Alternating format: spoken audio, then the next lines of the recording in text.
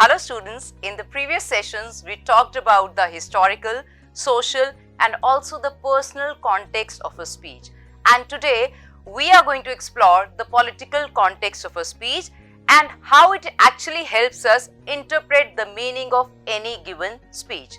So today we are going to explore the question that how political events, ideologies and even the social conditions can shape the content and tone of a speech.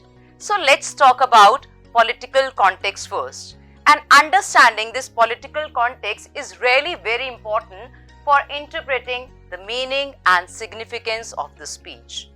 Political events, ideologies and social conditions can profoundly impact the content, tone and influence of any given speech. Now, why is political context so important?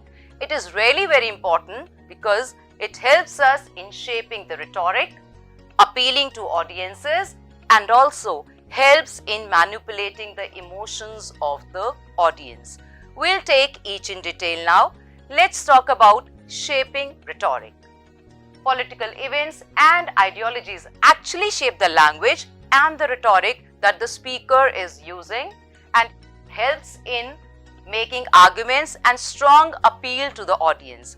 We'll take a very famous example of a speech that was delivered by Franklin D. Roosevelt, and the name of the speech is Day of Infamy, in which he used actually very strong language unifying the nation for war. It reflects how any type of political ideology, be it democratic, authoritarian, liberal or conservative, actually shape the themes and also the message of the speech.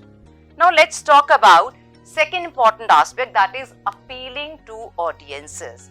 Students, a speech can actually provoke, inspire and even spark revolutions.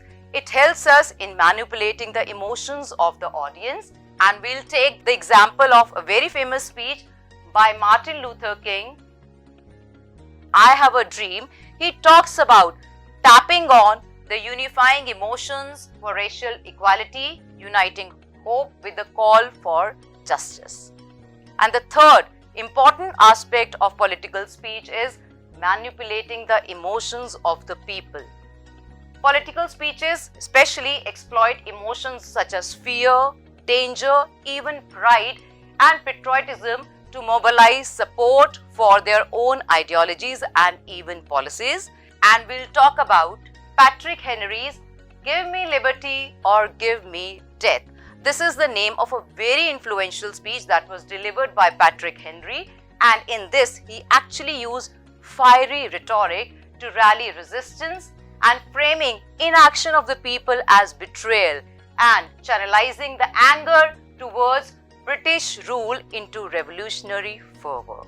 So actually, when we are analyzing this political context, we have to keep in our mind certain consideration.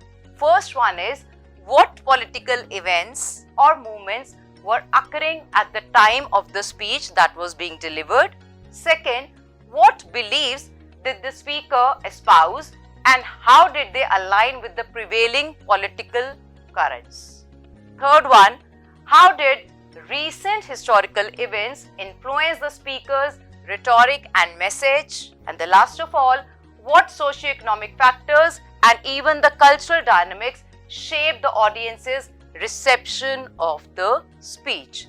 So what is the impact of political context on interpretation? It has a huge impact, and understanding this political context actually enhances our interpretation of the speeches that we are listening to by revealing the speaker's actual motivations, his intentions, and also the socio-political climate and the message's broader impact.